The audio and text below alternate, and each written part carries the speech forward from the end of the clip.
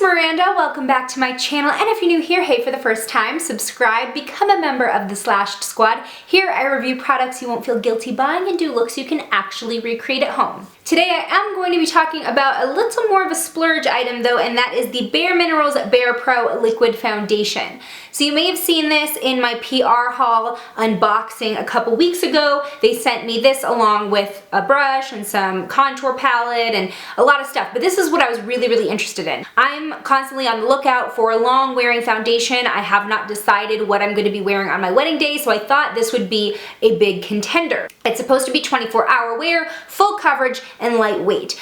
But I will say, and I'll be totally upfront, I have worn this a few times prior to filming this video because we're going to do a demo, we're going to do an all-day test, and I was not happy with how it felt on my face in the previous testings that I have done. So in the past, I have used a brush to apply it. I've used the one that it came with, that they actually sent, and I've also used my Eevee blender, which is a silicone face blender. And both times I felt that it did not feel lightweight, that I could actually feel it on my face, and that it felt kind of tight. Today I'm using a beauty blender to apply it to see how it holds up with one of the most common face application tools. And we're gonna check in throughout the day to see how it holds up. I've kept my face makeup very minimal, so we're really going to be able to see every inch of how it wears. So we're gonna jump back in time about 30 minutes to me actually applying this so you can get the full effect, and then we'll take it from there. Okay, so I'm gonna go ahead and apply the Bare Minerals BarePRO Liquid Foundation with the original Beauty Blender. I have dampened it, just FYI. And I'm not gonna apply any concealer, we're just gonna see how much coverage I get with the foundation alone.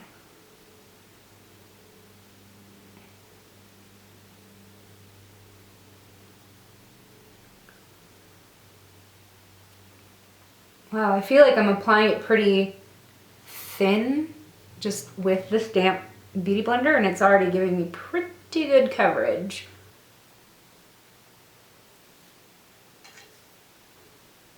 So right off the bat, the problem areas that I had here are barely visible anymore. I don't even think you can see them on camera. And then I had two darker spots, and they're a little bit raised right here, kind of in my laugh line. And those are as well very well covered. So far, also, this is not feeling heavy. So like I said, when I tried this with the Eevee blender, it felt really heavy straight off the bat. So I'm thinking that, and I also tried it with a brush to see the difference, and that still felt heavy. This is definitely the most lightweight application that I've tried, and probably the most comfortable immediately. Yeah, not bad at all. Okay, so here's the after. Yeah, this looks really good and it feels good. So I will definitely say, just straight off the bat, the best way to apply this is going to be a sponge. Now, as I see it dry down in real time, it does have kind of a liquid to powder finish.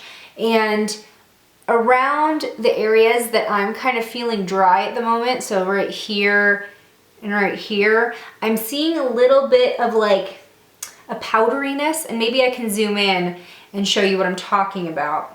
So there are some areas where I feel like it looks powdery, but overall the coverage is really great. And then right there below my lip looks a little powdery. Okay, I'm gonna do the rest of my face, so give me 1 sec. Okay, it's been literally like 2 minutes since I last saw you. I've only done my brows, and the foundation is tightening. And this is something that I've experienced using the Eevee blender and using a brush, and I thought it was just because maybe I was using too much. I thought the Beauty Blender would help fix it, and I thought that it did, because when I first applied it, it was already feeling so much more lightweight.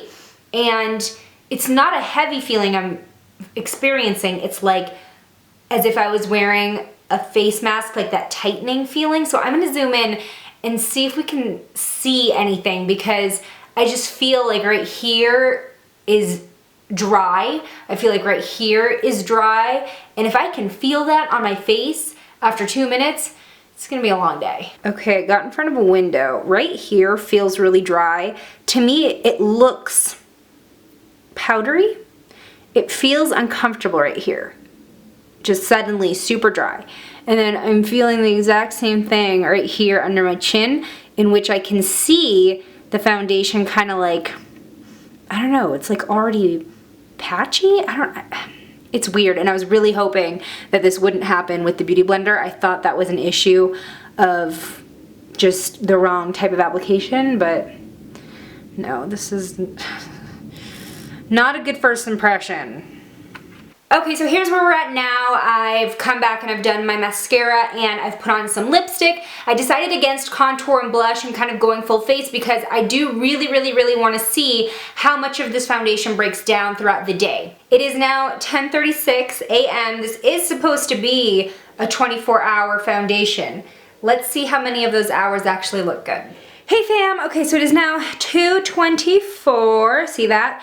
And I've actually had a lot more of an active day than I thought I was going to be. I've been running a lot of last minute errands in and out of the heat, and I will say that the tight feeling has gone away. It has kind of melded into my skin a little bit more, at least in my opinion. It doesn't feel as tight as it did like right after I applied it.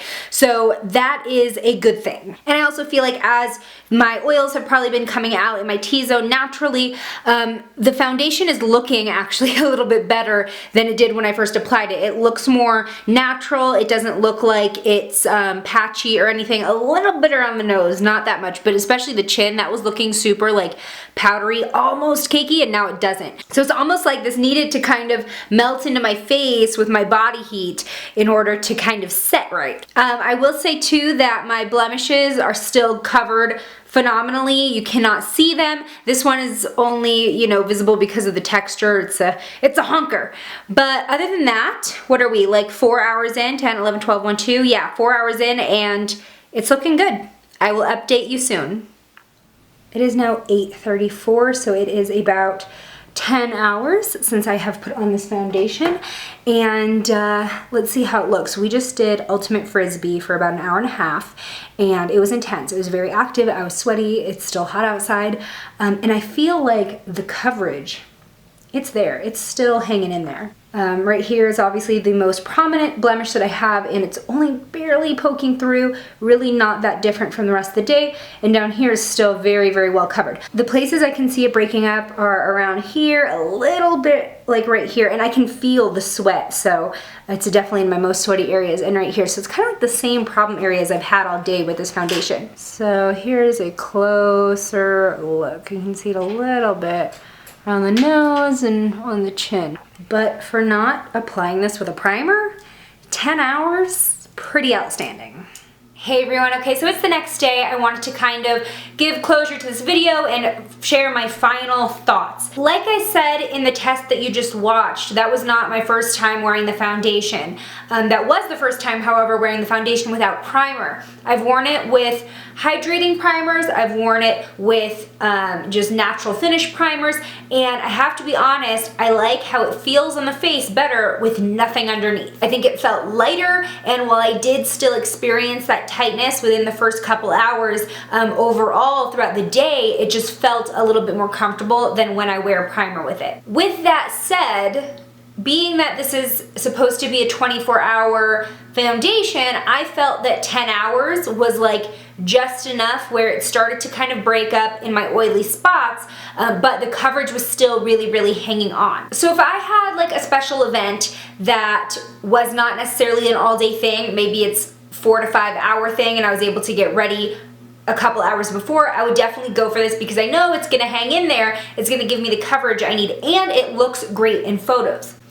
However, because it is not the most comfortable to wear all day, I don't think I would choose it for something like a wedding where you're gonna have makeup on for 12 plus hours, and I'm the kind of person who really doesn't want to babysit my makeup. I don't want to check to see if it is breaking up anywhere and touch up, etc. I feel like it blends a lot better without primer underneath, which is very interesting. Even today, I actually decided to wear it just one more time to get one last opinion before sharing with you, and I did wear my NYX Hydro Touch primer underneath, which is a very moisturizing primer, and it was really hard to blend this on top of it, even though it's, you know, a very water-based primer. I don't know, it was just kind of strange. So like if you're going to prom, you're going to someone else's wedding, or even like just a hard work day where you need something to really look good and keep that coverage all day, this is gonna be okay. But if you're really nitpicky and you don't like the look of you know, breaking up around those oily spots and you don't like the feeling of makeup on your face, I don't necessarily think that I would recommend this one. So I don't know, I feel like this is such a different opinion than a lot of the other people who have reviewed this on YouTube, so I'm very curious to hear your thoughts. If you have tried this, leave what you think in the comments below. Thank you so much for watching. If you like this review, hit the thumbs up button and I will be sure to do more all-day demos. If you haven't already, hit the subscribe button, become a member of the Slash Squad. If you've done that, high five, hit the bell icon so you know every time a new video goes live. I make new videos every Saturday and sometimes in the middle of the week, and I hope to see you in my next one. Bye!